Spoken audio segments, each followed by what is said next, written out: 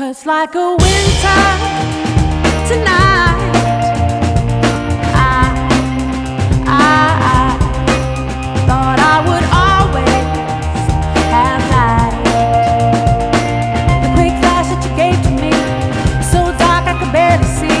Looking from wherever you are around the world, welcome and thank you for joining us. Today we're going to be exploring the psychology of infidelity with Linda McDonald. She has 27 years of experience as a licensed marriage and family therapist. She specializes in couples and individuals recovering from infidelity. Let's welcome her to the circle. Welcome, Miss McDonald. How are you? Good. So this is a tough topic. A lot of people don't like it, but it seems to be prevalent out there. Some say it isn't as prevalent as the media makes it out to be. But we're going to try to get some answers today about this. So what is the major cause of infidelity? Well, it depends on what you define as infidelity, because nowadays it is a lot broader than it used to be. The involvement with pornography, that tends to sometimes lead to online affairs or sexting. You know, there's a lot going on in the cyber world with regard to that. So opportunity is one. And because of the secrecy of the internet, that has expanded people's involvement with persons of the opposite sex in an unfaithful way. But in terms of workplace, I'd say opportunity again. Women didn't used to work in the workplace as much as they do now. So it's become more common, and so that is added to it. But in terms of my work with couples, I tend to find that people that are afraid of conflict, not comfortable with emotional intimacy, that they are highly vulnerable to infidelity because they aren't honest with each other, they aren't comfortable working problems through, and so they tend to look for an outside, easy relationship where there's no baggage. And I think that can make a person very vulnerable. Also, I think it just depends on how they were raised and the values in their home and how their families view the commitment of marriage. That will have a big effect as well. Yeah, we'll be exploring a little bit more about that. Just real quickly, you mentioned something, the people who have a hard time communicating emotions. Tell me if I'm wrong here. Maybe I'm far-reaching or making it too generalized. Is that somebody who has a hard time dealing with their own emotions or expressing their emotions, wants to have a more on the surface kind of relationship?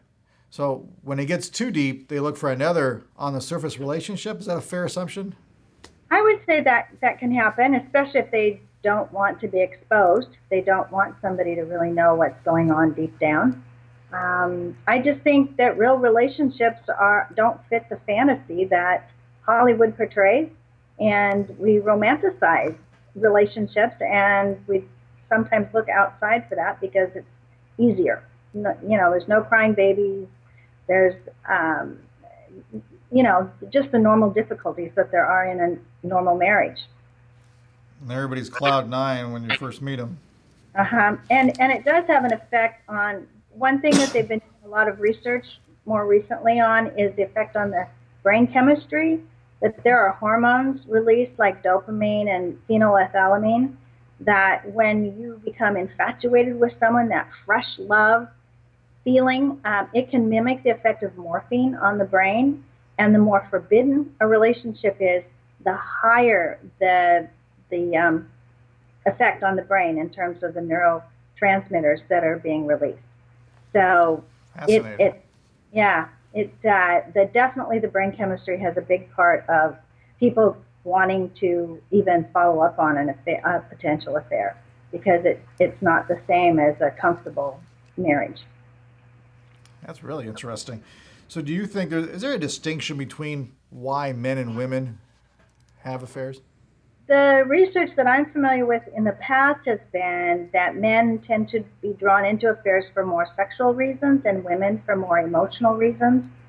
I'm not sure that's still quite as distant apart in terms of the differences anymore. I think men have a lot of emotional reasons too for getting involved with a woman. I think the breakdown in the family, the fast pace of our culture, the need for an outside comfortable relationship can be quite comforting.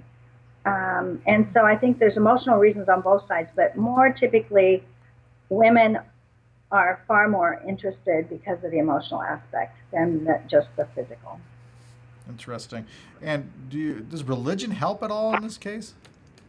Sometimes, but the divorce rate's pretty similar in no matter what faith people are. I do think that depends on the modeling in the family. I think has actually more impact than their faith. Although faith, I think, can have a constraining effect where there's a real liberal outlook. Particularly, like I was looking at the Danish, they have a pretty liberal view of marriage, and so there's more allowance for an outside relationship. It's not as big deal as it is maybe in our culture. So there's more constraints in our culture, sort of, than there is in the Danish culture, for example. But yeah, I think that faith can have a role, but then I've found a lot of unfaithful people that use a lot of religious rationalizations to make it okay. So that's kind of how they handle it. That'd be an interesting way to wonder how they interpret the Bible on that one. I know. I remember seeing that one. I hear it all, believe me. God is a God of grace. He wants me to be happy, that sort of thing. Not sure that's what he meant. Now, you mentioned modeling a minute ago, and I know we talked briefly off camera, and you made a great comment about children being raised in homes that have had, unfortunately, the experience of extramarital affairs. And is there more of a prevalence for those children? Absolutely. It is much greater chance of infidelity when there's been a family member, whether it's the parents or a grandparent or an uncle, but particularly the more primary relationships, the modeling is huge, even if it's not talked about. And maybe, especially if it's not talked about, because then they don't have a chance to work through their feelings about the parental unfaithfulness. Bonnie Eicher-Weil has done a lot of research in this, and she says upwards of 90% of affairs are that if you do research, one of their parents had an affair or one of their grandparents, whether you knew it or not. So 90%. I don't know. Well, that's her research. That's just in her private practice. So I can't say that that's across the board, but it is high. And I do find it very often in my work with couples is one of them, the person who strayed, often had a parent who strayed as well. And it partly is related to how they view the opposite sex, maybe attitudes, maybe more diminishing, that sort of thing. But also it's just permission giving. It's similar to the permission to have suicide. We know that people that threaten suicide have a greater chance of committing it if someone in their family did. And that's because modeling is unbelievably powerful and permission giving. That's right. There is a significant correlation, unfortunately, to that. So we kind of explored a little bit about the problems of infidelity, what's actually more of what causes infidelity and some of the distinctions between genders.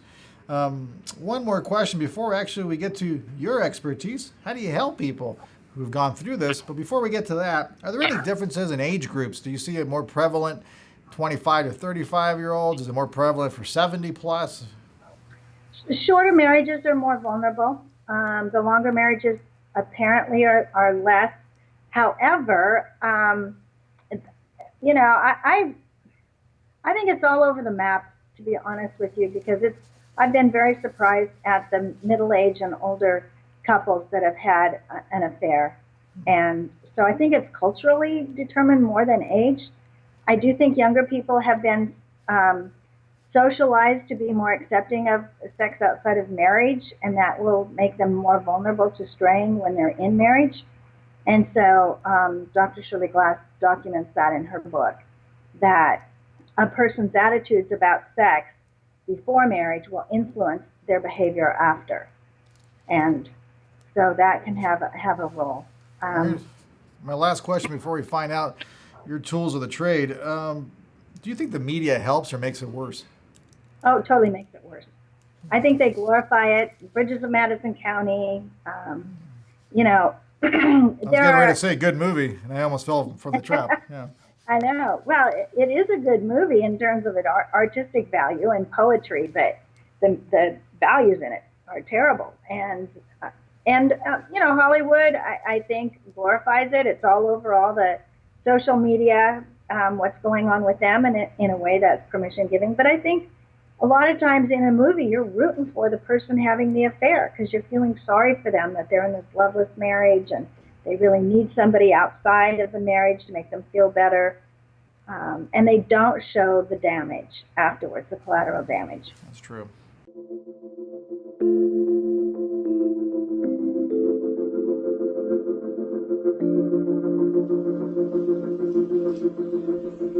Hi, welcome to Adelante. This is Adelante Recovery, and my name is Yvette Kuglin, and I'm part of the staff. Adelante Recovery Center has helped people in dual diagnosis for 5 years. We accept most PPO insurances and provide luxury accommodations and 24-hour support.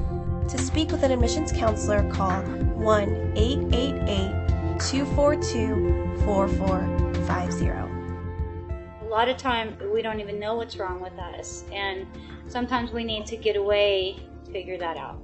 So if you want to go for a little retreat out in Corona Del Mar, which is a confidential location, we're here to help.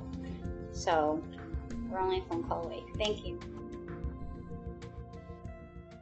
Linda McDonald has a wonderful book, How to Help Your Spouse Heal from Your Affair. Here it is right here. I highly recommend the book if you're going through it, know anybody who is, or your parents have gone through it. So Linda now is Miss McDonald is going to share a little bit with us about what she does for some of these couples that she works with. So what do you do? Well, I first of all just try to connect with them, obviously, and try not to make the person who had the affair feel like a total ogre. We try to look at the factors that contributed to the affair. What are the stressors that were in the relationship? If there's a time of having a child, children leaving home, those are vulnerable points in a lot of marriages, so we try to look at those. But then I do try to get a good buy-in on the part of the unfaithful person in terms of their willingness to do whatever it takes to restore the marriage. Most people that have affairs are so in a bubble that they are out of touch with the damage that they've caused their partner. And they tend to leak out information slowly over time, and that does not help the trust. It's better to get it out near the beginning so that the person that has been betrayed doesn't feel like they have more reasons to not trust because they're being told half-truths or lies. So lies are actually one of the most damaging aspects of affairs. So we try to deal with that right away. And I try to give them courage that a lot of times they're afraid they're going to rock the boat if they tell the truth or whatever. And it's better to tell the truth and suffer the consequences than to leak it out over time. Now this is the person who had the affair. Right. So let's say my wife had an affair on me. How would you help me out? Well, I want you to understand that most of it's not really about you. It's more about the struggles within the other person. Yeah, there may be relational things, but there's no perfect marriage out there, and you're not perfect, but that doesn't mean you deserve an affair. So we try and deal with the guilt, and yet at the same time, the partner who's been betrayed has to participate if there's going to be healing and be engaged and willing to do some hard stuff. So I just try to encourage them. You didn't make this person go out and have sex with somebody else. You didn't put a gun to their head. They weren't forced, but nevertheless, maybe there's some things that need adjusting that would help in terms of the vulnerability of the marriage to an affair. So we look at both sides. Let me ask you this question. This has popped up before in the past for me when I've talked to other individuals. Is a different approach? Do you use a different approach? For instance, let's say, Lord forbid, my wife has an affair, but she has an affair with another woman, or the man has an affair with another man. Does that change the dynamics? A little bit. More with the men, because I think that if there has been a desire for homosexual relationship, those don't go away very easily. So I have less hope, to be honest with you, for those relationships, unless it was just totally acting out because of childhood sexual abuse, and the person it really does have an attraction for this opposite sex, but then they have this other thing on the side. You think of Ted Haggard, he was abused as a child and molested by another man, and that made him vulnerable as an adult. But he really loved his wife, was attracted to his wife, so that marriage was healable. And so in those cases, yes, but if there's a really strong homosexual attraction, I don't have a lot of hope for those situations, to be honest. So the person, the individual who was cheated on, would be a lot harder for them. Not just, yeah, for the person who was cheated on as well.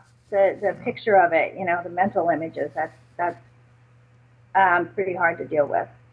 And we'll take briefly a look here too, if you don't mind. What do you think goes on in the mind? And obviously this is generalized. What do you think goes on in the mind of the person who's having the affair with the married individual? So the mistress in this case. Okay, what they're thinking about the mistress, what goes on in their mind? Yeah, why are they looking for security as an evolutionary psychology principle here? This guy can provide me with something, security, procreation. He's a good fit. Is there something going on here? Are you talking about the mistress inside the mind of the mistress? Oh, yeah. A lot of idealism. They believe all the things that the guy will tell them. They just are dying to hear how wonderful they are, how much more beautiful they are. So it ties into their sense of security, validation of themselves as a woman. They usually believe lies about the actual spouse. They think that spouse is probably a terrible person or just not loving enough, and that they deserve this guy more than the other. They're looking for security, financial. Maybe they have a kid and they need somebody that makes a lot of money. And to be honest with you, people that are self-employed and higher up on the stratosphere in terms of jobs, like if they're an executive, they have more free time and they are more vulnerable to affairs as well. So that can add to the mix. So if you had somebody who's either suffered from an affair, being cheated on, or somebody who is cheating, what's the number one thing you want to get across today in this show? I would say that it's like a broken bone. Even if a bone is set right, if they see a specialist, you have to have outside help. It's pretty hard to recover all by yourself. But if you have outside help and have that bone reset, if it's set well, it can reheal and it can actually become stronger in the place it was broken, much like a broken bone. And I believe that that's true. I've had couples that I've worked with that their marriage is better as a result of the crisis of infidelity forcing them to learn some new ways of relating. So I don't wish it on anyone, but it can be a very strengthening thing if they get the right help. I completely agree. Once again, Miss McDonald, here's her book, How to Help Your Spouse Heal from Your Affair. It's a wonderful book. So, Miss McDonald, are you ready for your fastball question? Okay, sure. I want your opinion on this one more than really an answer. I don't want you to validate it. I guess I just want your opinion on it. There's a popular theory out there that says that couples can have a popular figure pass when it comes to infidelity. A popular figure pass. So in other words, if you had the opportunity to have an affair with the president of the United States or a former dignitary, you can do that. That's okay. You ever heard that comment before? I have not. I hear more about polyamorous and those kinds of popular terms, but I have not heard that term, actually. I think they call it the celebrity pass. Okay. I think that can have a huge draw. I think charisma can be very attractive to someone that's in need of feeling significant. You mean in terms of the public's view of like a Clinton or a Petraeus? You mean that kind of thing? Yeah, in other words, well, actually, that's a good example. So Petraeus, for instance, he had an affair. I think both of them were married. Right. How would you handle her husband, not Petraeus' wife, but her husband, because she's having an affair with a very, very popular figure, a potential presidential candidate at one time? I mean, is it different than having the affair with the neighbor next door that you've known for a few years compared to Petraeus, which is probably a once-in-a-lifetime kind of event? I don't know if they'd have any more grace. They'd probably be more threatened by it. because they have a lot to try and compare themselves with, and people who've been betrayed are pretty hard on themselves in terms of why they weren't good enough, why they weren't enough for their spouse. So a bigger than life figure, it could be pretty devastating. Because it becomes popular, they can also get more support.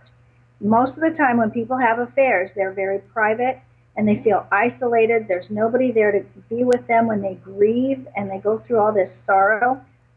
It's harder. You have to have a more limited support system. And a lot of times so much grief is in secret, where when something's public, actually, there can be better results. I imagine Petraeus and his wife have, I assume they've got a lot of support because everybody knows. So you don't have any secrets to maintain.